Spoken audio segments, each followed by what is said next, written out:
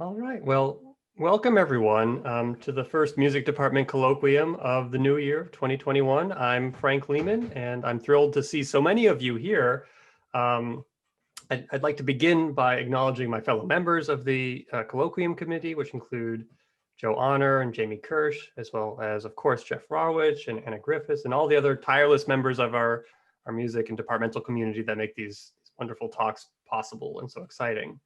Um, Before I introduce our distinguished speaker today, I'd like to ask all of our participants and guests to ensure that you're muted throughout the presentation. There will be an opportunity later for questions and answers, and you'll be encouraged to speak up at that point, either through your microphone if you prefer, you could do it through chat. So without further ado, please allow me to introduce Gurminder Bhogal. She is the Catherine Mills Davis Professor in Music at Wellesley College. She studied piano at the Royal College of Music in London and received her PhD in music history and theory from the University of Chicago. Gurminder has published widely on the topic of 20th century French music and the visual arts, and this includes 2 books published by Oxford University Press. And she is currently writing another book about the notion of unheard sound in Sikh devotional music. The title of Professor Bhogal's talk today is Racialized Ornament in the Exotic Musical Imagination, Reflections on Framing and Decoloniality. Please join me in offering a warm welcome to Gurminder Bhogal. Thank you. Thank you so much, Frank. And my thanks to the Colloquium Committee for thinking of me and for inviting me. I'm really so thrilled to be part of the Tufts Music Department today. I've really been a long time admirer of this department, so it's so great to be here with you. Even if it is virtually, it's just a wonderful feeling. So thank you all so much. I'm now going to, I see your squares, so I'm now going to just kind of close you off. I'm sorry to be so rude, but if anything happens that shouldn't be happening, please just shout out at me because I no longer know where you are. So I hope everything works. And my thanks to Frank also for helping me with the technical setup. That's great. So my talk works in parallel with the many discussions that are underway in the field of music. These conversations address at their core ideas on equity, equality, anti-racism, and systemic bias in society at large, but also in the work of our professional societies and educational institutions. Although discussion on these topics has been simmering for many years, Philip Yule's recently published article, Music Theory and the White Racial Frame, and its heated reception, have given a sense of urgency to these conversations within academic circles and beyond. Yule's work serves as a touchstone for my talk. I will explore his call for deframing and reframing from the perspective of ornament as we reflect on our approaches to thinking and learning about music. Ornament is an object, a creative act, a critical concept, and a mode of perception and organization. The first part of my talk briefly addresses how these aspects of ornament have been racialized in European aesthetics. From the outset, I highlight the theoretical binary of structure and ornament in showing how this opposition thrives on an imbalance of power. The second part of my talk considers how negative labels that link ornament to race and gender have left a trace in the Euro-American musical imagination, as reflected in exotic artistic products and their critical reception. I studied visual examples and musical excerpts from Western European classical and Indian classical traditions in exploring how ornament has been racialized in negative and positive ways. Drawing on a recent discussion by sociologist Joe Haynes, I clarify that my observation of positive racialization is tied to a white identification of desirable qualities in differently raced music. The virtues of this music facilitate a form of self-critique and point to a lack in the self-racialization of whiteness.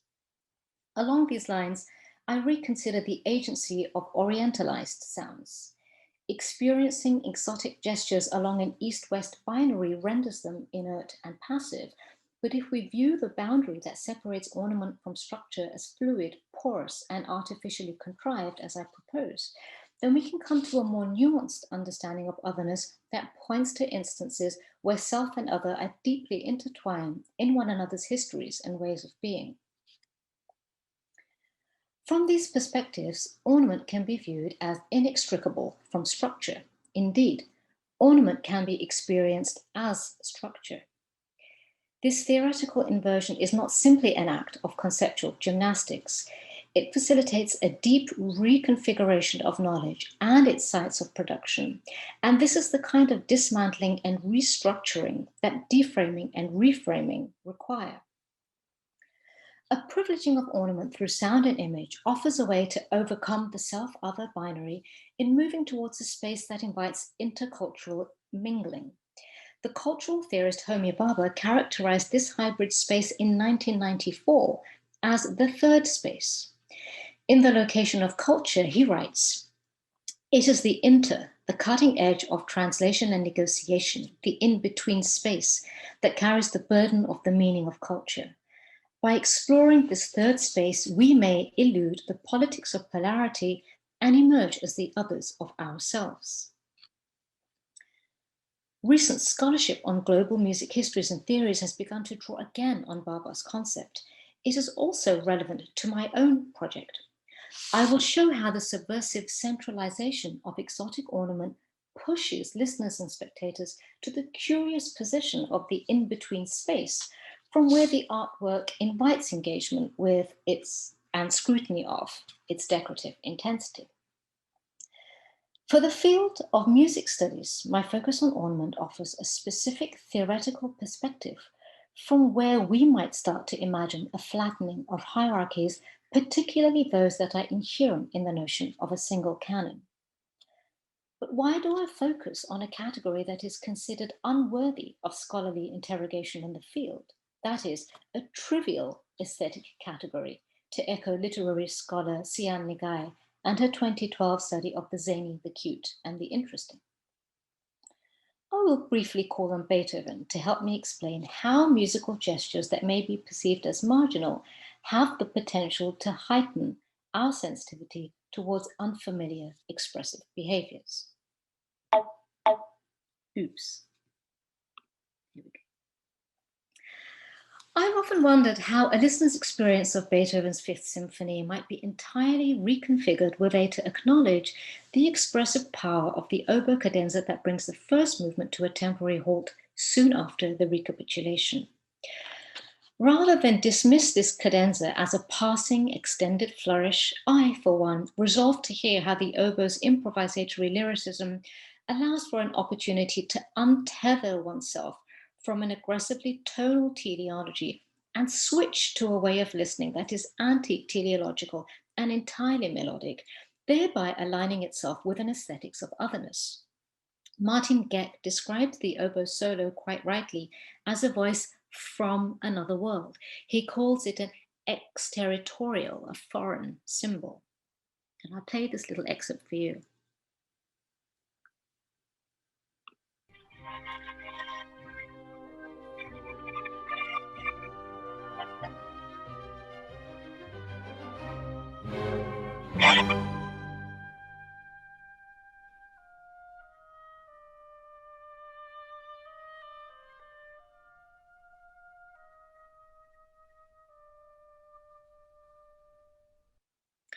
Impatient critics who want to get back to the business of sonata form have tended to describe this cadenza as a disruption or an interruption. This view fails to acknowledge how the cadenza alters the way we hear the rest of the movement or the entire symphony or even other music outside of this symphonic realm. The ornamental demeanor of this exotically flavored oboe melody situates Beethoven's symphony in the world. In fact, one might hear it as a musical topic that signals the exotic, as conveyed through the specific combination of oboe timbres, meandering melodic motion, and the otherworldly manner in which it emerges, transforming, as it does, from a delicate countermelody into a fully fledged vestige of humanity. Ornament promises to edify in this symphony, and we should allow it to do just that by acknowledging its expressive contribution. In making my case for an ornamental perspective, I must place my musings on the decorative humanity of Beethoven into a broader aesthetic context. I find myself in strong agreement with the scholar Anne Ling Cheng, who in her book, Ornamentalism, makes the case that the ornamental bears the trace of some of the deepest and broadest philosophical debates underpinning modernity. It is nothing less than the very battleground on which struggles over beauty, racial and gender difference, and the boundary of the human are played. Much of my scholarly work has been devoted to examining these struggles, and yet I remain intrigued by the vast historical and global reach of the ornamental as it manifests in a multitude of ways across media and genres, epochs, and styles. The impulse to decorate is a deeply human and a deeply personal expression, which can reveal much about cultural values and aesthetics, thereby bringing into proximity musical traditions and styles that otherwise remain isolated from one another. Seen in this way, ornament might emerge as an equalizer of sorts, given how it speaks to the freedom of the musical imagination and of the human imagination.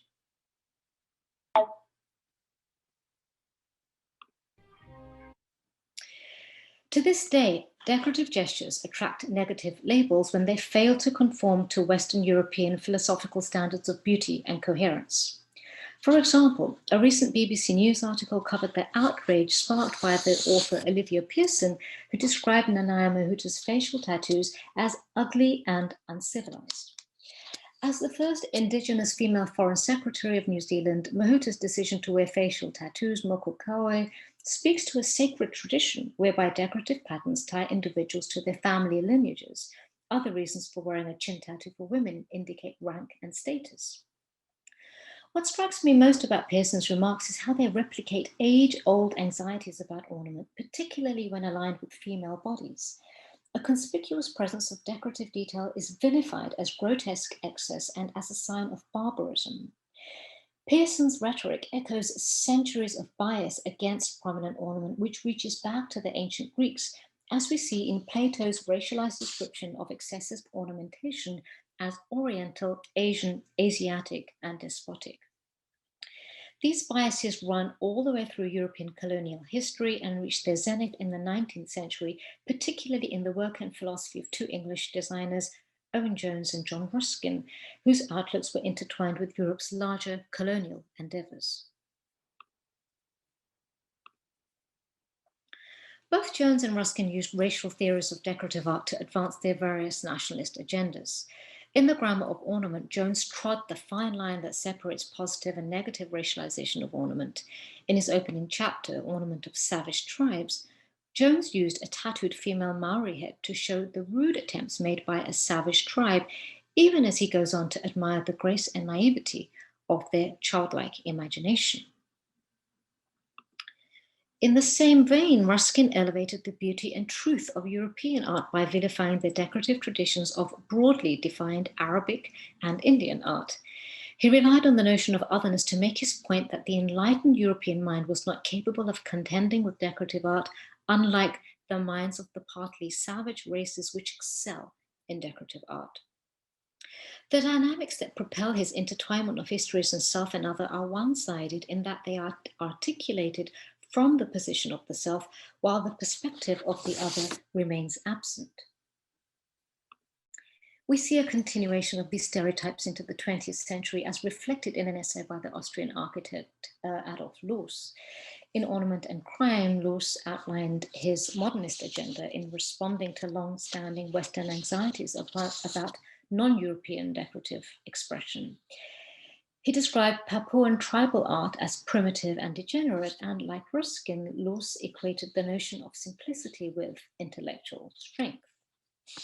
I can accept the Africans' ornament, the Persians, the Slovak peasant woman's, my shoemakers, for it provides the high point of their existence, which they have no other means of achieving.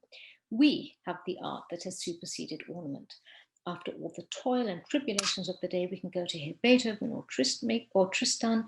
My shoemaker cannot. I must not take his religion away from him, for I have nothing to put in its place. But anyone who goes to hear the ninth and then sits down to design a wallpaper pattern is either a fraud or a degenerate. modern man concentrates his own inventive power on other things other than ornamentation.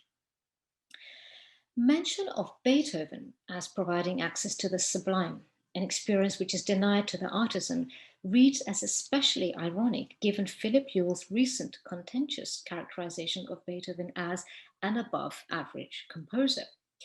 Another point that has an uncanny significance in our present day is Laws's conviction that modern progress is denied to cultures which harbor what he views as a superficial and childlike instinct for design and visceral pleasure.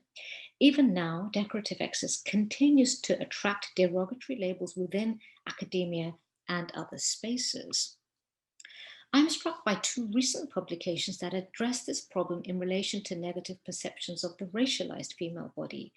Gillian Hernandez examines how Black and Latina bodies use ornamental excess as a means of empowerment in relation to class, race, gender, and sexual difference. Cheng, as I've mentioned, interrogates the figure of the yellow woman as a marginalized object that has been rendered ornamental and thus divested of power in the Western imagination.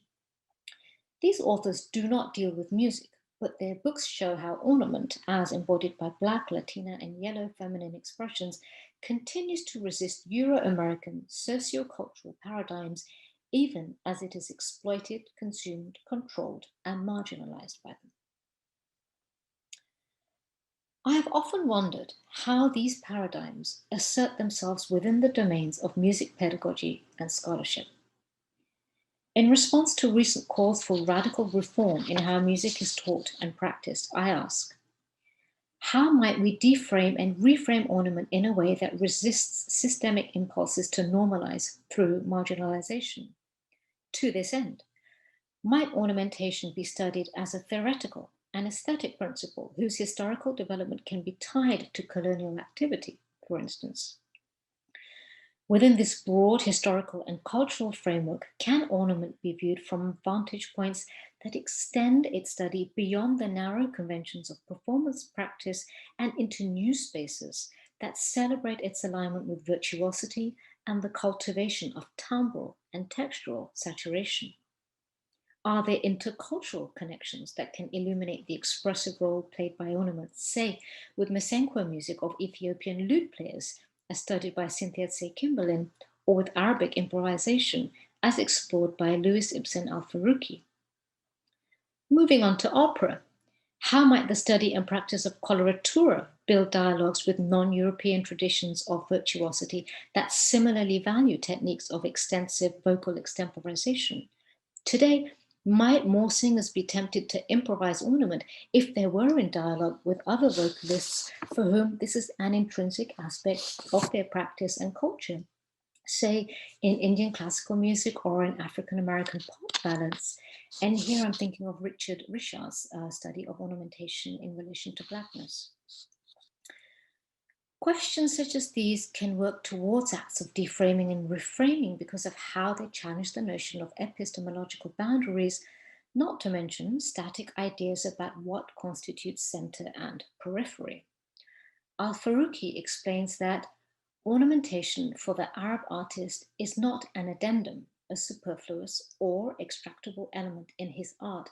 It is the very material from which his infinite patterns are made. As I think about this observation in relation to ornament, I see an opportunity for decolonizing work.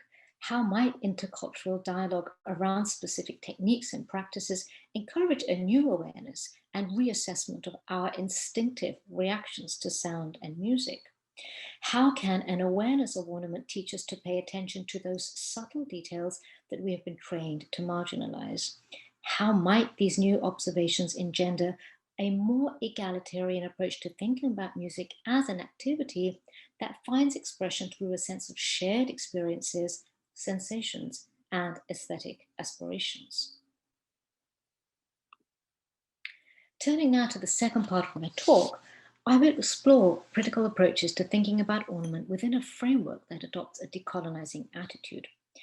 I begin with a short excerpt from Handel's opera Giulio Cesare in a 2005 production by David McVicker for Glyndebourne Festival Opera. In this scene, the soprano Danielle Denise, who plays Cleopatra, is in disguise as her maid Lydia, who performs a seductive aria for Julius Caesar, Vadoro Pupille. Opera producers usually take full creative license at this moment. For their part, McVicker and Denise draw on shiny ornament to literally dazzle and seduce Julius Caesar. Within this orientalized context, the mudras, Lydia's hand gestures, which are appropriated from Indian classical dance, are emptied of their semantic content. Instead, a nonsensical conjugation of arm and hand movements highlight the seductive mischief behind Lydia's disguised performance. And I'm going to attempt to play this, and I apologize for the quality of the video. I hope it's better now. Let's see.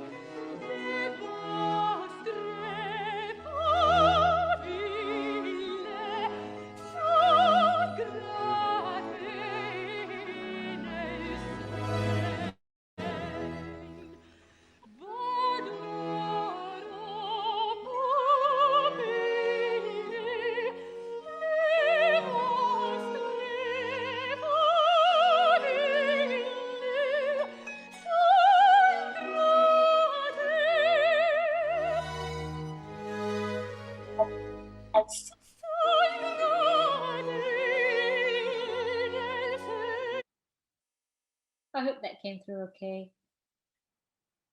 McVicker and Denise rely on long-standing stereotypes of ornamental excess as sensual, feminine, exotic, irrational, and mesmerizing. As a South Asian woman, I am intrigued that Denise, who is also of South Asian descent, should choose to self-orientalize. Drawing on Helena Leo's notion of myth-keeping, I read this behavior as serving to, quote, secure recognition under the white gaze, given Denise's efforts to play into stereotypes in entertaining her audience. Indeed, looking back at this role, Denise explains on her website that it catapulted her career to international superstar level, and she ended up signing a multi-album deal with Decca. The singer's strategic staging certainly seems to have increased her racial legibility in opera. To this day, she remains the sole high-profile soprano of South Asian heritage. I can't help noticing that the efforts of McVicker and Denise are not entirely innocent. They knowingly build on countless other moments that racialize ornament in sonic and visual representation, especially in the genres of exotic opera, ballet, and orchestral music. But let's also keep in mind the many portrayals that we consume on a daily basis in popular culture, film, video games, commercials, music videos, and such, where ornamental excess is engineered to signal exotic and erotic femininity. What does engagement with these kinds of representations reveal about our take on cultural and racial diversity and sonic stylization? As with Julius Caesar, do ornamental exotic signifiers shut down our critical filters, leaving us to greedily consume the visual and oral spectacle in an orientalizing manner? Or, resisting the blinding allure of ornament, are we able to contemplate how it functions and acknowledge its structural significance while still appreciating decorative beauty? I witness exotic objects as harboring the potential to resist the stamp of illegibility conferred by the gaze and subsequently reinterpreted through recourse to stereotypes. Instead of learning the language of mudras and using them appropriately, McVicker reduces their significance to empty gestures that titillate rather than narrate.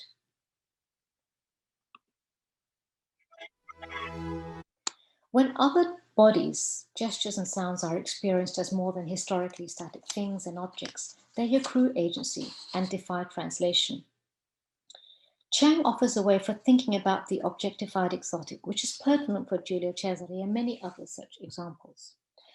What we need then is not just an account of how Asiatic people have been used as things or how Oriental things have influenced our uses of them, but instead a conceptual paradigm that can accommodate the deeper, stranger, more intricate, and more ineffable confusion between thingness and personness instantiated by Asiatic femininity and its unpredictable object life. I will now explore Cheng's criticism in relation to Baba's notion of the third space, both of which accommodate stylized Asiatic timbres in the ways outlined in this quotation. I turn to a song cycle by the French composer Maurice Delage, who composed the Quatre poem Andu following his trip to India in 1912. The song titles pay tribute to four of the cities that he visited: Madras, Lahore, Benares, and Jaipur. For the public performance in Paris in January 1914, Delage scored this composition for mezzo, soprano, and chamber ensemble. The few scholars who've studied Delage's song cycle tend to distance his musical stylizations from standard fair Orientalism. I also sense his modernist leanings, given his decorative conception of the chanson as conveyed through subtle timbral shifts, intricate rhythmic patterning, microtonal inflections, and cyclic temporal organization, all of which work together in providing a release from clearly articulated, goal-directed harmonic progressions. As he traveled through India, Delage praised the complexity and sensitivity of the music that he heard in live performances and on recordings. He was fascinated by the unfamiliar tuning systems of the instruments, while new vocal techniques and styles of ornamentation broadened his understanding of pitch, tuning, intervallic relationships, rhythm, timbre, and form. Despite his eagerness to notate this music, Delage struggled to make transcriptions. In a letter, he mentioned his inability to capture that special something that was beyond the notes, while to Igor Stravinsky, Delage confessed, "I'm trying to find those Hindu sounds that send chills up my spine." Ultimately, his attention to techniques for sound production and timbral variation facilitated a positive musical attempt at racializing ornament, as we hear in the privileging of decorative elements and their destabilization of the ornament structure boundary. Let's consider the second song, Lahore. The musical material of this song is based on improvisations by Ustad Imran Khan. Khan was a renowned player of the sitar and sulbahar, bass sitar, and he established a school or gharana called the Etawa Gharana, which flourished from around 1858 to 1920. And here he is seated in the middle of this photograph.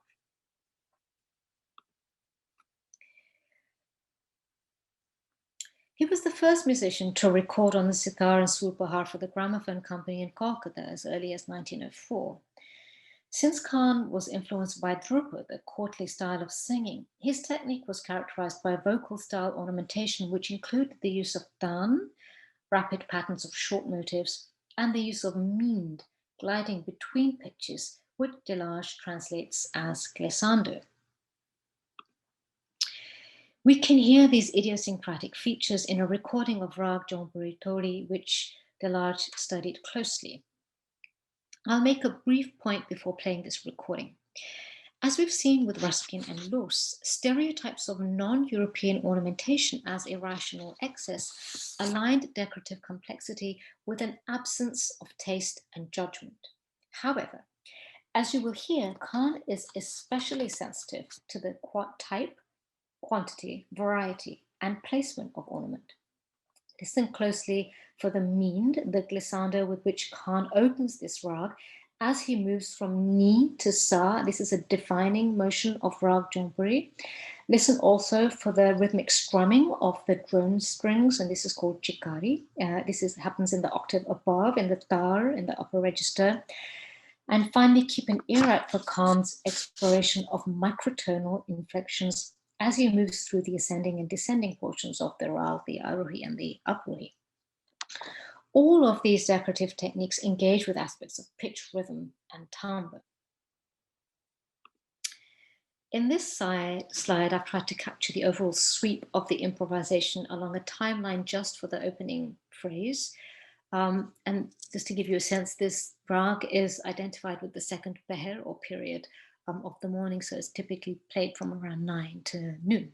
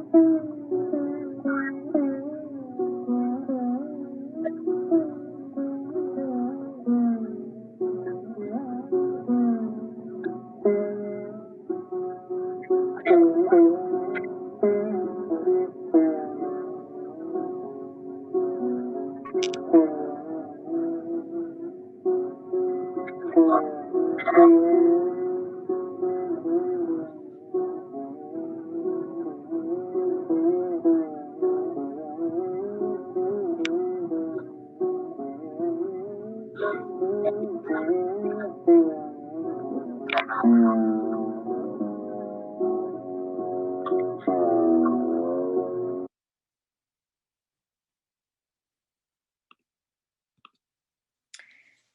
wanted to replicate Khan's masterful improvisation through the instruments of his chamber ensemble. The closest he could get to Khan's Surbahar was the cello, although the 20-odd strings of the Surbahar, counting those that vibrate sympathetically, are really no match for the cello's 4 strings.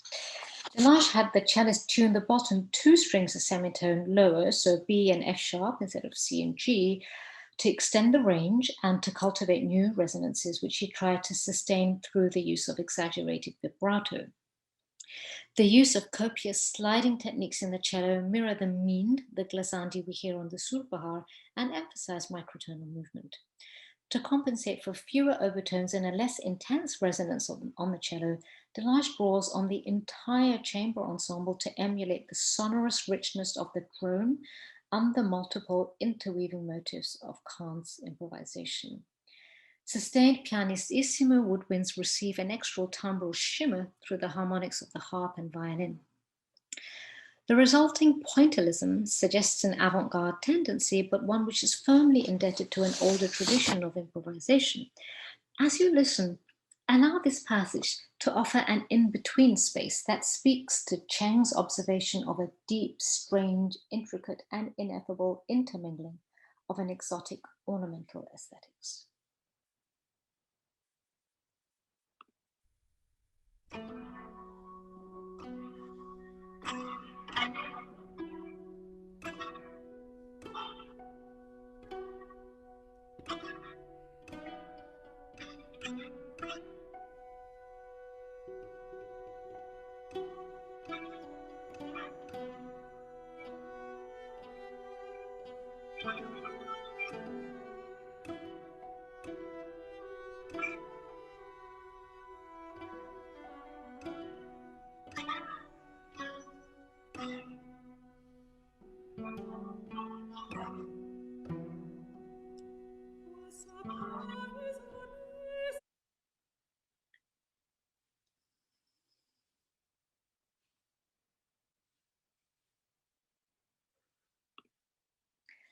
The horror is also fascinating for the way that it pays tribute to the technique of closed-mouth singing in the postlude.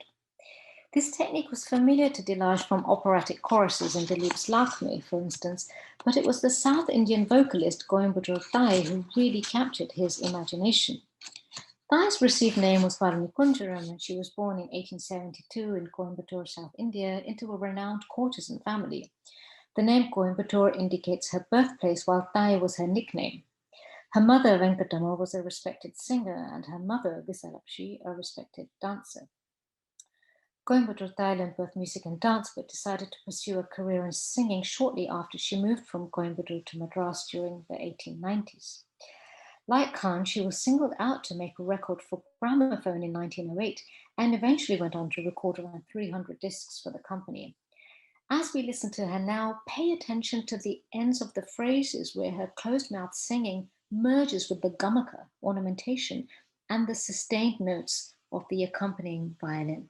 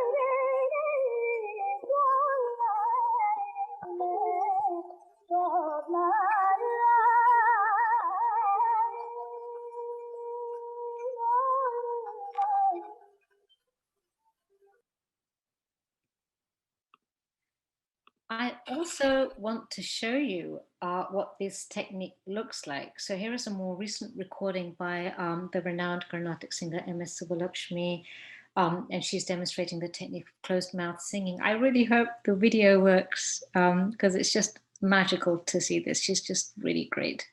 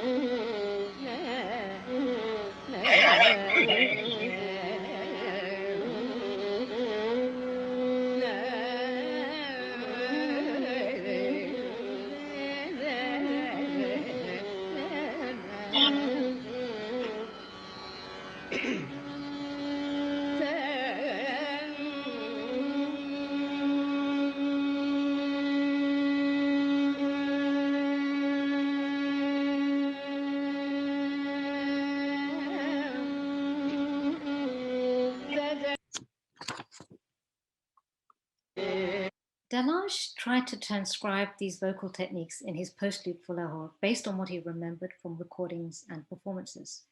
However, the complexity of the music baffled him such that he openly borrowed some motifs from Lakme's famous coloratura aria known as the Bell Song. Listen also for textural and timbral parallels with the Carnatic ensemble, given how the harp and the strings meander closely around the soprano's melody, much as the violin does for Coimbatore Thai and Subbalakshmi. And here's the soprano Julia Bullock. I love this recording because I think she's one of the few singers to really grasp the white tuning and also the improvisatory feel of Thais Gamaka. And again, fingers crossed.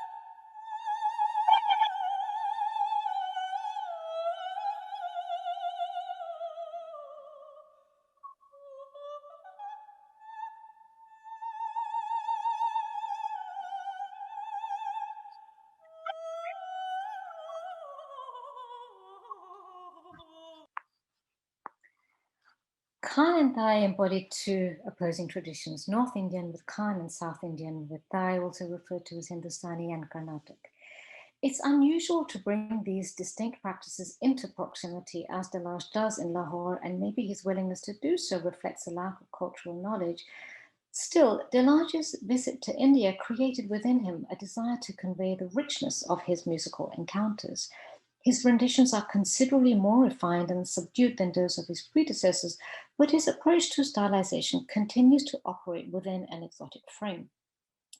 The opening arabesque melody in the voice, the delicate filigree of interweaving decorative motifs, frequently changing meters, ephemeral timbres, modal emphasis, these are all musical markers of the Orient in the Euro-Western musical imagination. By filtering Delage's songs through the improvisations of Khan and Thai, I want to stress how these formidable musicians shifted Delage's notion of center such that their practices allowed him to see the limitations of his inherited craft and the tools of his trade, that is, the musical instruments themselves. Indeed, in a contemporaneous transcription of Thai's singing in Ragamalika, Delage went so far as to prepare his piano, as observed by Jan Pasler.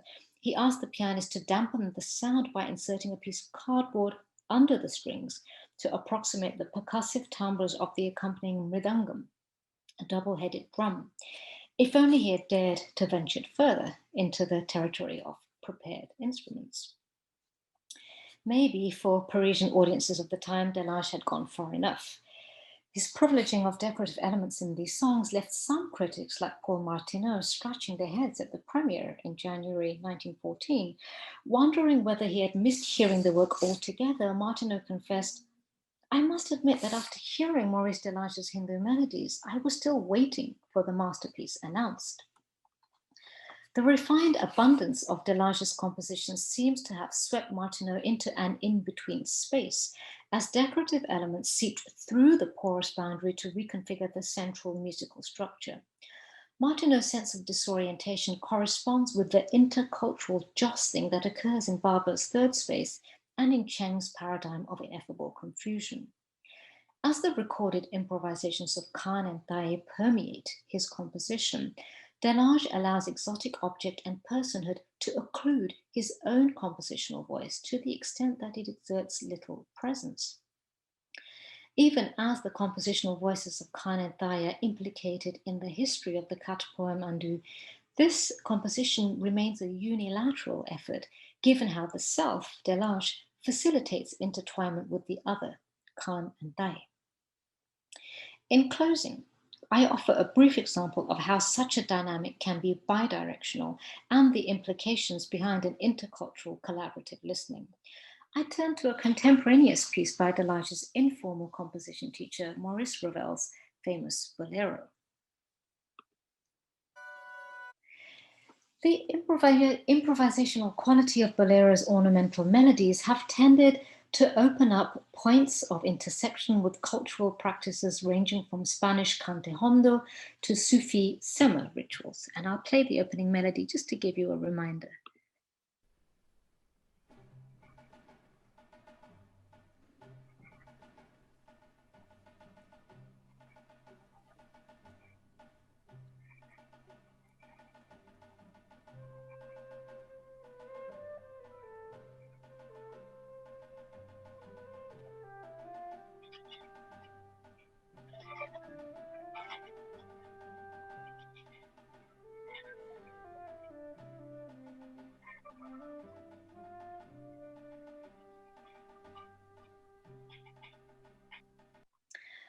I have always found compelling a claim made by the Sufi scholar Idris Shah, who said, quote, "The tune known in the West as Ravel's Bolero is actually an adaptation of compositions used by the Mevlevi and Chishti orders of dervishes in their Sufi rituals."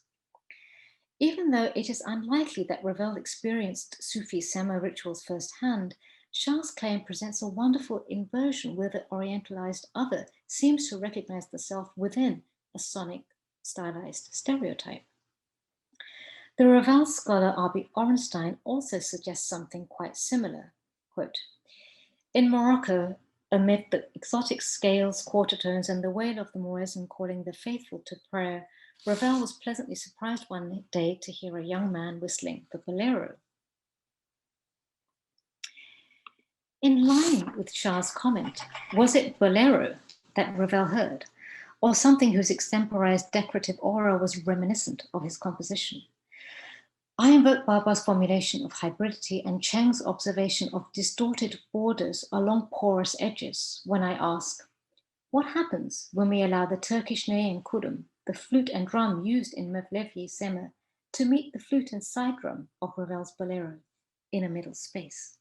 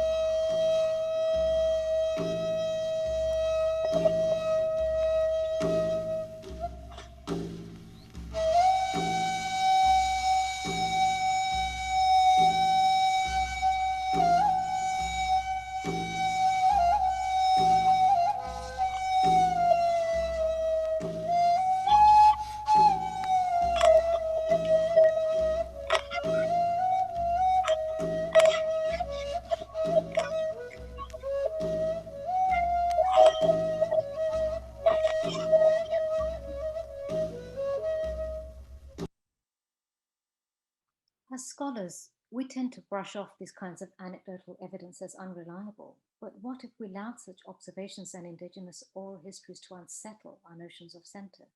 For instance, can the impulse to learn more about the cultural context of Mevlevier Sema also inform our hearing of Ravel's Bolero along the lines of what Al-Faruqi observes in Arabic ornamentation? Ornamentation is the very material from which infinite patterns are made. Is this what a decolonial approach to hearing music might look like as we reposition what or who resides at the center and give credence to artistic practices that thrive on and propel intercultural exchange? With this example, I show that the directional shift can be significant since it dismantles ornament structure and self-other binaries to reveal something much more nuanced: how selves and others are both involved in shaping the terms of aesthetic discourse as they are woven into and weave themselves into histories of aesthetics. The larger goal of my talk today is to have shown how the language of our field engages a rhetoric of the ornamental in an activist spirit. We speak of redressing structural imbalance and of bringing marginalized and minoritized voices, bodies, and expressions into the center. One of the ways we can do this is by paying attention to what has been deemed ornamental, that is, individuals, practices, behaviors, and ideas that have been rendered insignificant by epistemological methodologies and institutional frameworks. Intercultural exchange highlights how a decorative aesthetic can overcome the frame to thrive in and of itself. In drawing on ornament as a mode of social and theoretical engagement, I believe there is a potential for decentering and reframing as we consider possibilities for new sensory experiences and ways of understanding. Moreover, this strategy offers a way to accommodate more voices and centralize their perspective in a way that isn't compelled to downplay key historical figures, such as the above average Beethoven, to go back to Ewell's point. The dynamics of interconnectedness that I demonstrate today have been spoken about for some time, as seen in the use of methods described as relational, intersectional, integrative, and interdisciplinary by scholars and teachers. Alongside the current interest in deframing and reframing, I see inter-epistemological approaches as holding great promise because of how they acknowledge and draw on indigenous knowledge frameworks. I've tried to demonstrate this approach by centering oral traditions as the focal point for a consideration of repertoire study. I am aware that my critical slant has been one-sided. Coimbatore Thai, for instance, wasn't aware that her improvisations had been transcribed and adapted by Delage. In this respect, I have just scratched the surface in showing how we might bring contrasting musical epistemologies into proximity. Coimbatore Thai's voice and Khan's sounds emerge as the source for Delage's composition, while Soufiane improvisation shapes our perception of ornamental melodies in Ravel's Bolero. My singular focus on ornament shows how decorative detail, a sign of human presence and of the imagination at work, is always present and ever ready to combat insularity. Think of how the exotic subject serves as a vestige of humanity in Beethoven's Fifth Symphony, while a self-orientalizing corporeal vocabulary activates racial legibility in the production of Handel's Giulio Cesare. I hope my attempt to deframe and reframe from the standpoint of ornament might open up dialogue with your own perspectives and experiences. Thank you so much for listening. Thank you.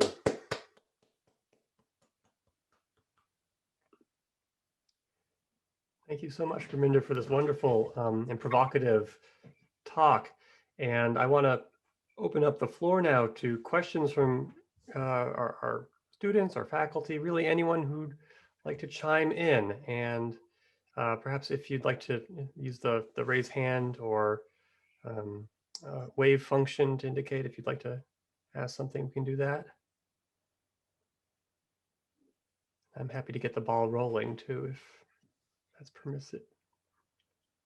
Okay, well, maybe I can start and people will, their thoughts will percolate while I talk. So thank you again. This is really fascinating and wonderful. And I think early on in the talk, you mentioned there's a certain urgency in pedagogy in the way that we teach music to all learners. And it seems to me like there are a lot of clear potential ramifications of your work with that in mind.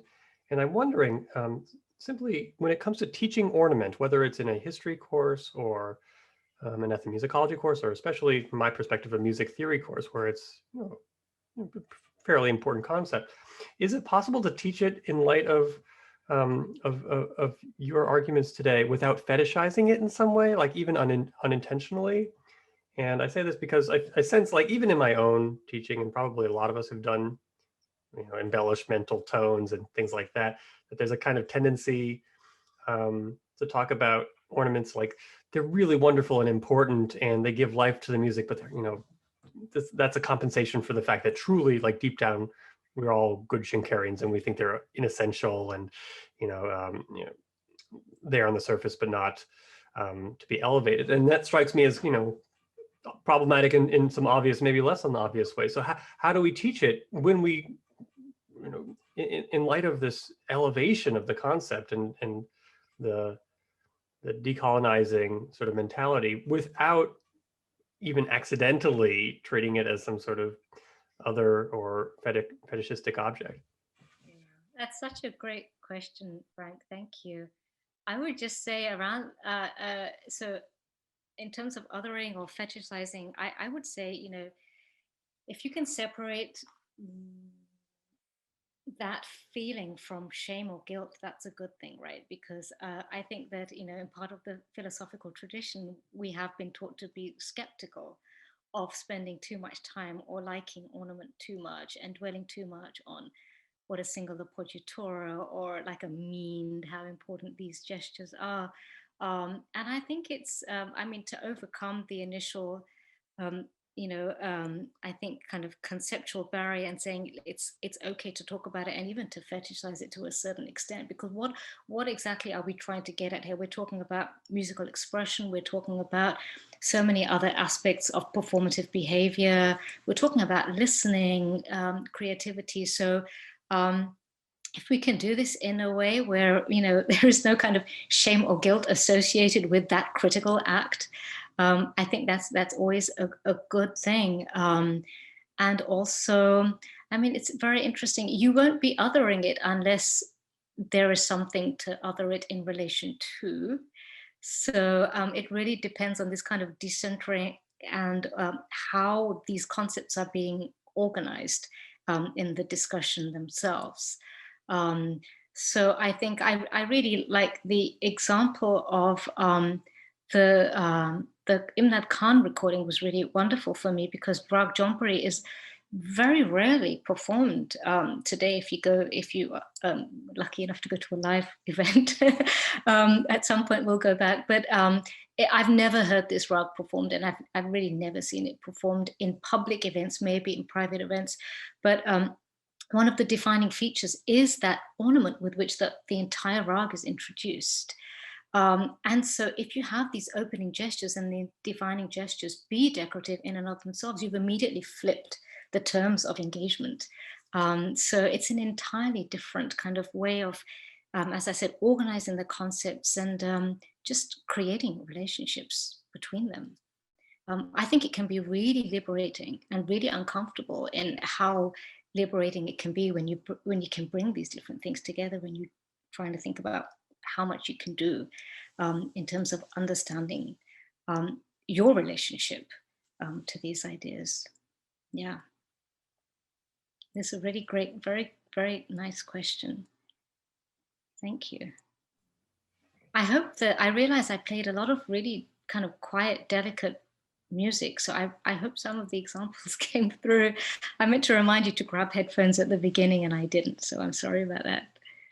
But I can certainly send the examples along if any students or if anybody wanted to listen to them and think more about them. I'm happy to share them.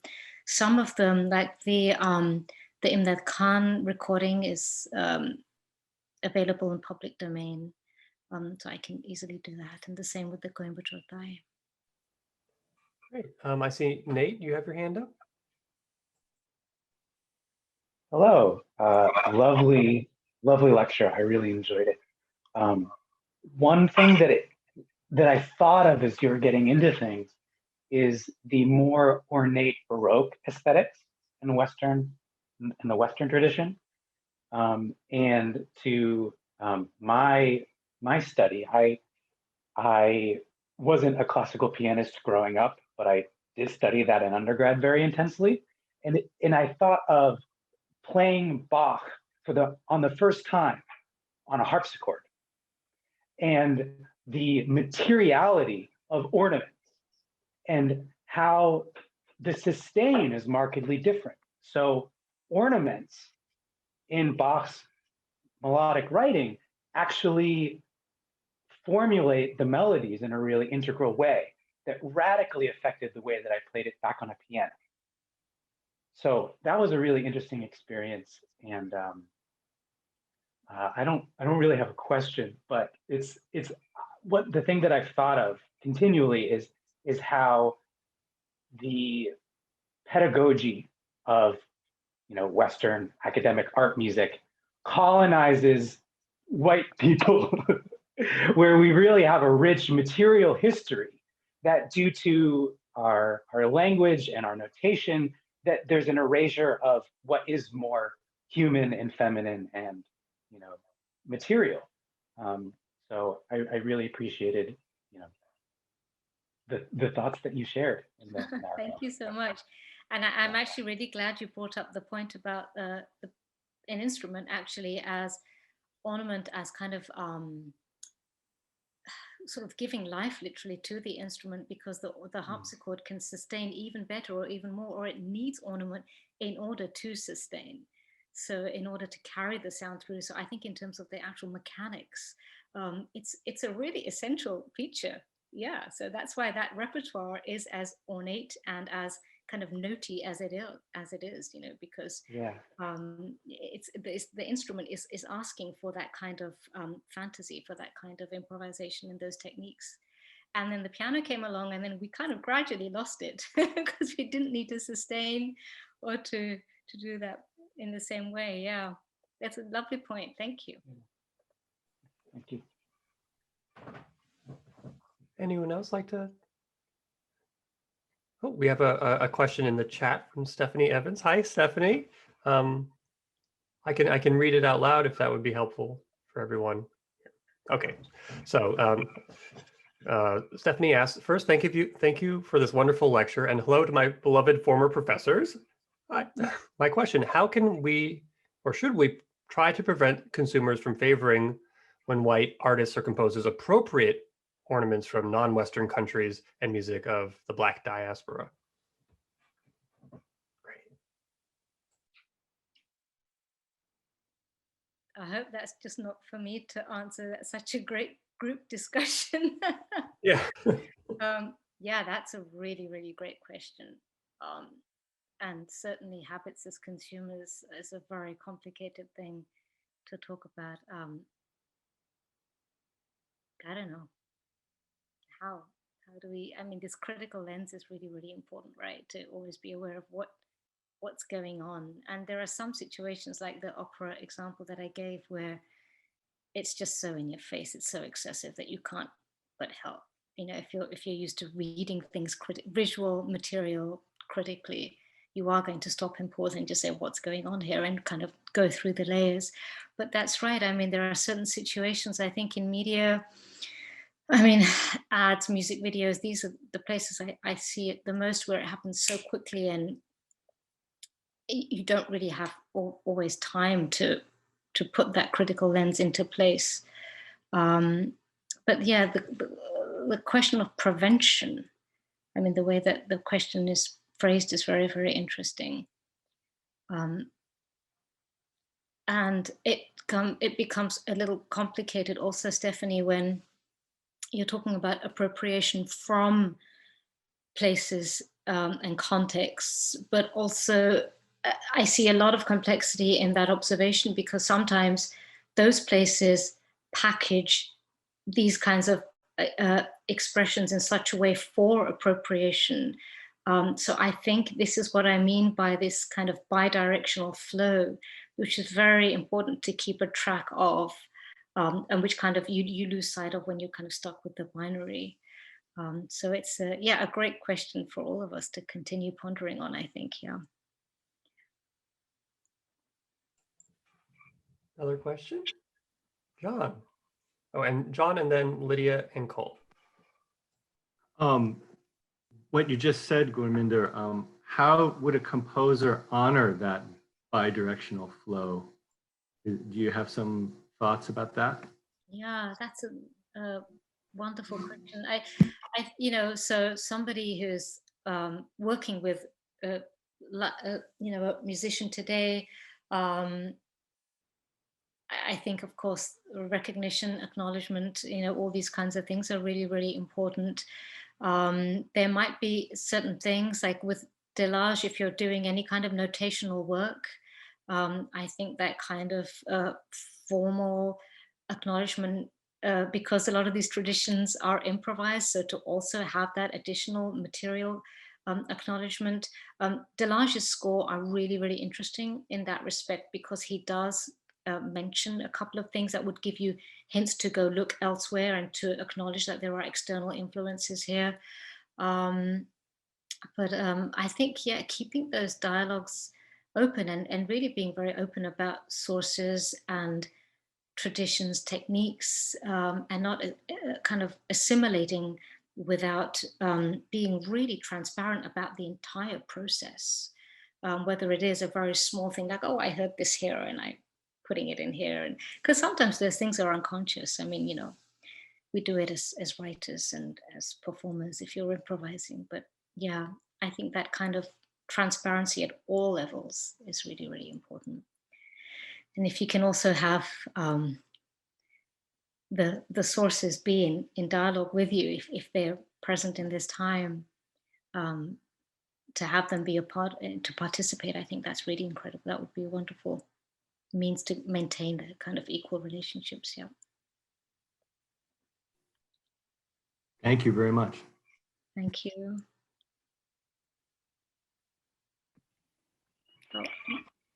My question's a little similar to the last two, but in terms of sort of the process of consuming music as a means of that process of decentering and rethinking ornamentation and its sort of cultural, the cultural weight that it carries, how do you sort of assign value in terms of like consuming music being created by, like that incredible Carnatic singer, or sort of like indigenous processes of creating music and understanding that music at the root versus consuming music, being by frequently like a Western white composer, which was sort of inspired by or based upon those processes of music making. Like, there are sort of different things, I think, to be taken from each of those experiences, and is there sort of value to be taken from those sort of second degree processed sort of like frequently sort of exploitive Western works, or would you say that it's more important to sort of go to the root of that music and like have an understanding of it within its own cultural context? Sure, that's a fantastic question too. Thank you. I think as consumers, we have a lot of control, right, over what we consume. I think, and we're becoming more and more aware of that. So if you don't want to consume something, don't click, and whatever it is, right, you don't have to participate in propagating that product. But I think, I mean, I definitely, I'm very connected to popular culture and I consume very heavily. I think what I'm more invested in, you're talking about value, is actually kind of, so the examples that I brought to you today were really, really hard to track down. I can't tell you. And then to find out about those musicians, and there are people in this room who know about this kind of work. I mean, Rich, this is really his area, the kinds of musicians who he's working with and communities that he works with. I mean, this is not there, right? You have to really work very hard, and my, Khan and Thai are not even alive today, so I'm working with them as historical objects essentially. And so I think that extra effort that you have to put in is something that is kind of done for us when we consume stuff that's presented to us without, we don't have to do anything, it's right there. So I think that that's where we can kind of draw a line, which is, I think, what you're kind of suggestion with how do we participate, how do we evaluate these kinds of products and our engagements with them. And I think if there is a way to go to the source, to take those extra steps, and if you're in a classroom setting, and you can help the instructor, work with the instructor to do that, to keep going and to find out. I couldn't find dates initially for Gurminder Bhogal. When did she live? When did she die? Eventually, I found the date of her death. When did she move around? These things are really important because those histories are hidden, and yet she was an incredible recording artist, one of the early recording artists, and an incredible musician. And this entire courtesan family that she comes from, again, this culture, these things are hidden.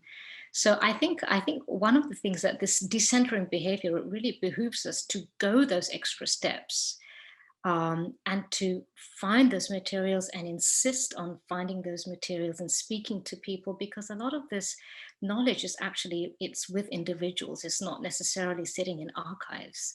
So if you do have opportunities in the classroom to work with communities, local, now we're all in this virtual realm, we can reach out to people outside, all over the world, where it's possible, where there are internet connections. And it's so great to be able to do that, but you have to want to do it. And that has to be really important. And I'm just really glad to see the field moving in that direction and not taking that stuff for granted anymore. Yeah. So that's a fantastic question. Thank you. Thank you so much. Rich, I see your digital hand up. Yes.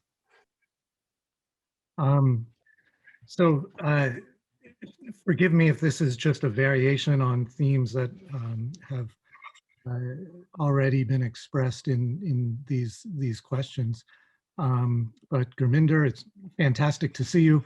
And as you know, we've shared seminar room time at the University of Chicago with folks like Phil Bowman, who has,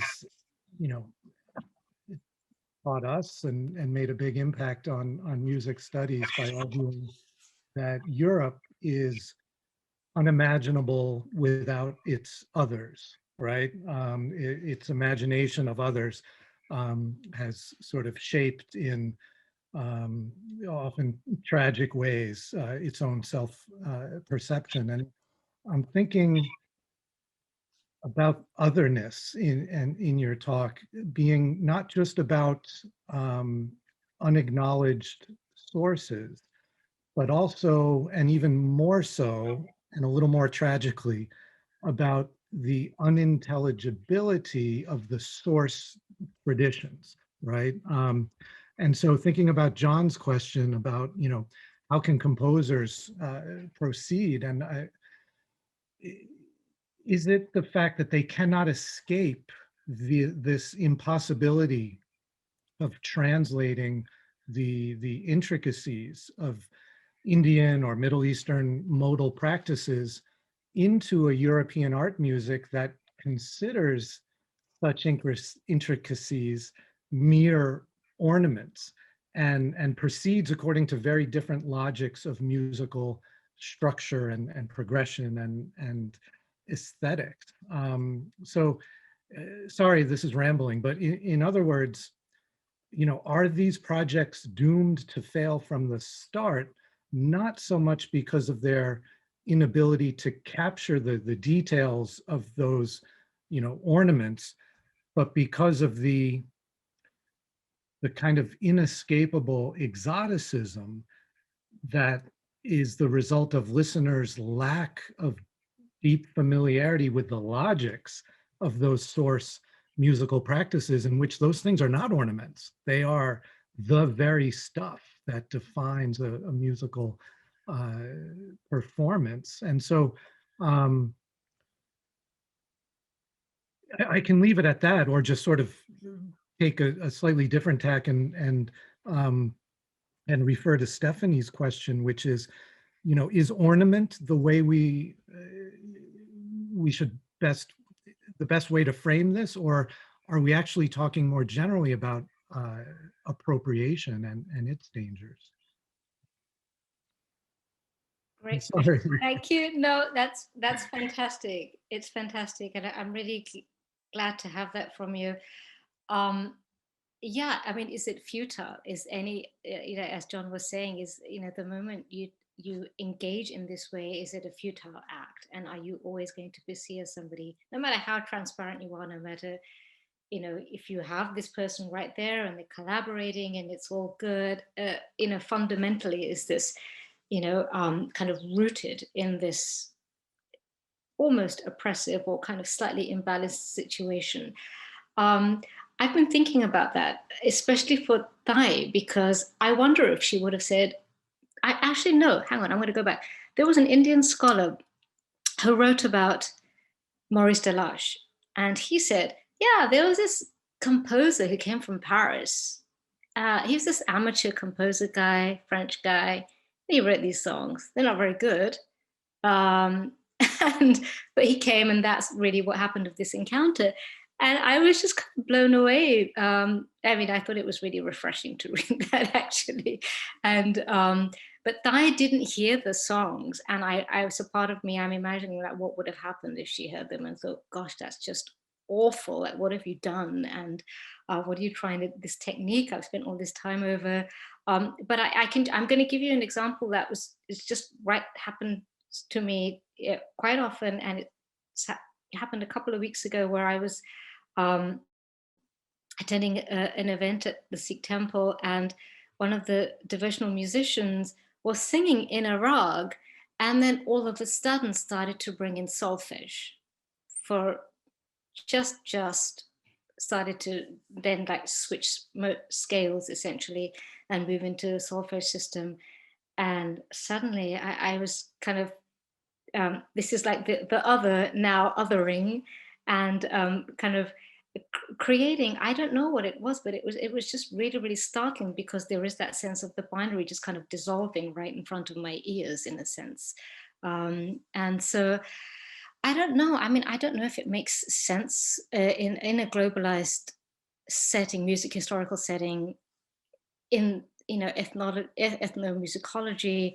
You guys have been talking about this for so long, to even be moving along this binary. I think in music history, in musicology, somehow this binary it's starting to shake and move a bit more because of, I think, the global music history emphasis.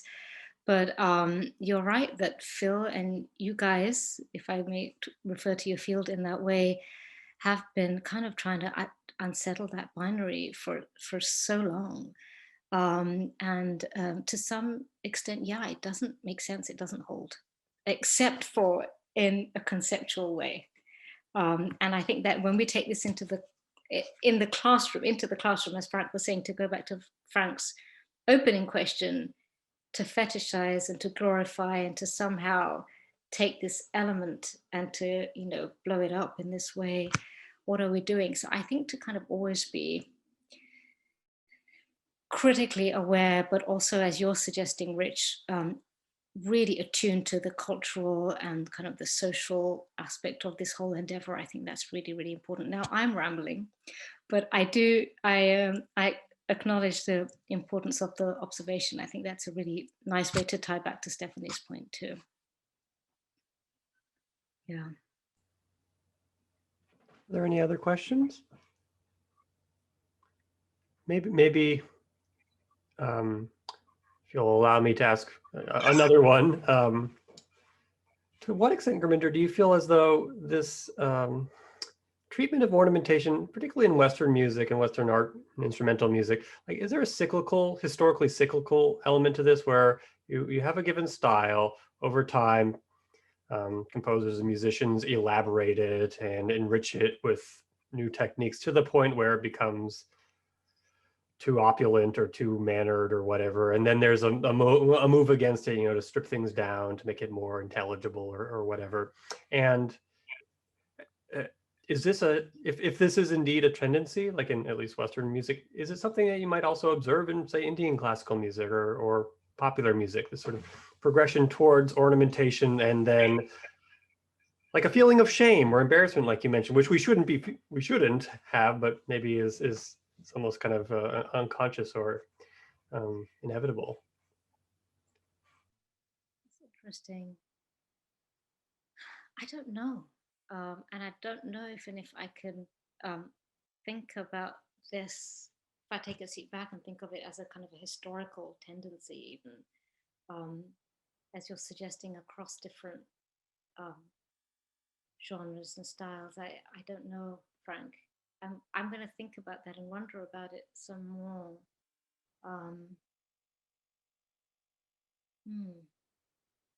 May I have some Yeah.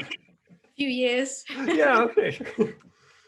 And it may also be like a sort of national thing, right? In the way that, say, France defines itself against Germany, and the sorts of stylistic traits and assets that a French musician may claim against German orthodoxy or whatever. Yeah, I mean, I think we're truly, I want to use this word in double, triple, square quotes, liberated, I would say, as I said, when we can stop thinking about ornament as ornament, which is, I think, going back to Al-Faruqi's argument, which is, and Rich's point, that it is stuff, right? It is the creative gesture. So I think maybe that might be a way for me to think about what you're asking me on, Frank. This kind of, what is this kind of expressive gesture? How is it evolving? How is it changing? And yeah, and why not, instead of calling it excess or embellishment, could call it complexity, or call it richness, or something with a completely positive valence in the term. Yeah. Well, I shouldn't have the last word. Is there anyone else who'd like to offer a comment or a question or an impression? Nate, yes, please. One little anecdote, but I just thought of something relative to what you were sharing, Frank. And this is about the lick. And I'm curious, like, if you've thought about the lick at all. And because that's something that it just seems like the last 80, 90 years that it's just kind of a meme going on. And Frank, I don't know if this follows your thought where it's hyperbolizing and getting more exaggerated, or if it's just something that people are doing that's sort of ornamental, is sort of has a referential meaning in addition to being a musical idea itself. Just curious if that relates. oh, that's for me or for Frank? I thought. I'm not qualified to talk about the lick. I know of its existence. I was going to say, I know there are others in the room who can do that. But I know what you mean, like kind of as a gesture in and of itself, right? In terms of how it's used within a certain musical context and a certain improvisation, like as a structural feature, right, Nate? And I would say it's anti-structural from how I've experienced it, because it's used as this sort of like, you're just dancing, doing an improvised solo, and now you throw in the lick for all the people in the room who are really initiated, who now can laugh at this joke. Okay, yeah. So it's a way that Frank was kind of talking about, this opulence and overdevelopment. It's like intellectual, right? Because you have to get it. You have to be inside the culture to understand, but it's funny. So I just was tossing that into the soup. I see. Yeah. I think you're onto something there, yeah. And Frank, I'll leave it to you to also. Well, maybe the flip side of the sort of charming insider intellectualism is insufferable insider elitism, or something like along that. It's a fine line to tread, but yeah. Well, I feel as though we could probably go on speaking much longer, and under normal circumstances, of course, we would have a luncheon and have you meet with students and sort of celebrate your visit in other ways. But I fear that we're probably constrained to the Zoom format today. But let's all give Gurminder another round of applause and thank her profusely for this wonderful talk. Thank you so much for inviting me. I'm really happy to be here. It's so perfect for what we're all thinking about. Thank you. Well, I've really enjoyed prepping it for you and thinking about you guys as my community for this talk. So thank you so much. And if it's okay, if anyone has follow-up questions, if Please. they can contact you. Yeah. Yeah, and as I said, I'm happy to share examples. They're in the public domain, some of them, so I can definitely do that. Perfect. Yeah, it's good to see you guys. Yeah. All right, thank you all so much.